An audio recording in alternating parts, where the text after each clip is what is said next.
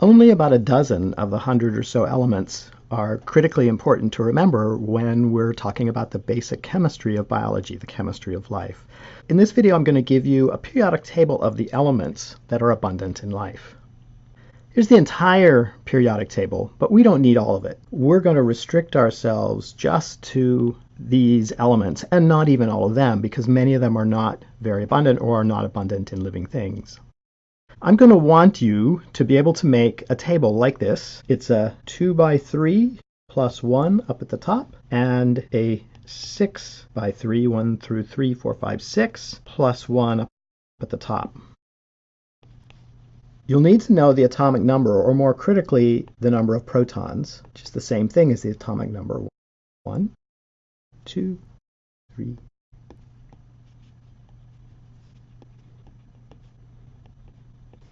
and 20 is as high as we need to go. The elements that I want you to know include hydrogen, helium. It's not important in living things, but it's an example that you need. We don't need these. Carbon, nitrogen, oxygen, don't need these. Sodium, magnesium, don't need these. Phosphorus, sulfur, chlorine, potassium, and calcium.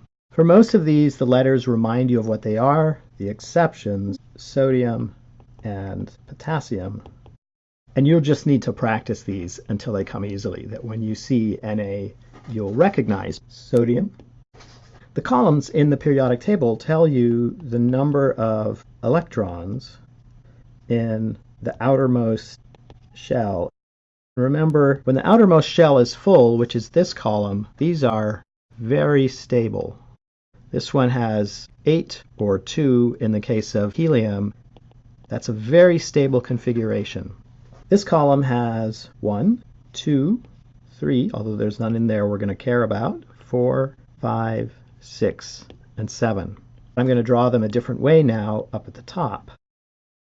This column has 1 electron in the outer shell. That electron escapes very easily. Having that electron gone means there's an outermost shell that's full. 2 electrons in the outermost shell in this column, and these are fairly easily lost, so my arrow is a bit thinner. 3 electrons, 4 electrons, pretty hard to lose or gain all 4 electrons. Carbon is only really stable when it's forming covalent bonds. 5 electrons, 6 electrons, these tend to gain electrons to fill that outermost shell. And then finally, chlorine, strongly electronegative. It has a very strong tendency to get an additional electron to fill that outermost shell. And then stable, 8 electrons. Another way to think of this is the number of bonds these form. This column can form single bonds. So this represents the nucleus and 1 bond.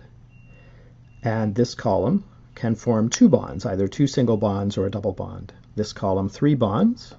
This column, 4 bonds, 4 single bonds or multiple double bonds or even triple bonds. This one forms 3. Why 3? Because adding 3 to fill that outermost shell. They can also form 5 in the case of phosphorus. That's a special case that we'll have to wait for another video. 2 bonds to add the 2 to fill that outermost shell, and 1 bond to add the 1 to fill that outermost shell. So in biological systems, hydrogens can fairly easily lose an electron to become H+. Sodium fairly easily loses an electron to become Na+, and potassium to become potassium ion. So hydrogen, sodium, and potassium ionize fairly easily in biological systems. Magnesium and calcium tend to do the same thing to become magnesium ion and magnesium and calcium ion. Carbon, nitrogen, and phosphorus, not so easily. Carbon tends to form 4 single bonds, or 2 single bonds and a double, or 2 double, and so on. Nitrogen and phosphorus easily form 3. Phosphorus, in the case of phosphate, does 5, double bond, and 3 others. The chemistry is a little more complicated. Oxygen, either 2 single bonds or a double bond. Chlorine very easily gains an electron to become chloride ion.